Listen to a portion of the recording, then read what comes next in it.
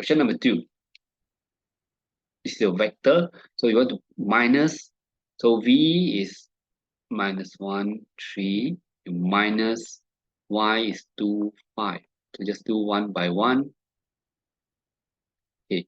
1 and 2. So negative 1 minus 2 equal to negative 3. Equal to negative 3. And then 3 and 5. So 3 minus 5, that equal to negative 2. So the answer is negative 3, negative 2. Now you want to times, okay, 2v basically is 2 and negative 1 and 3. 2 times v. So 2 times negative 1 equal to negative 2.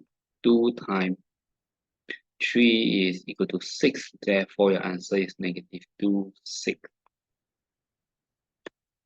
I hope this discussion, along with the revision tips and answering strategies, will help you in your exam preparation. If you find this video helpful, give it a thumbs up.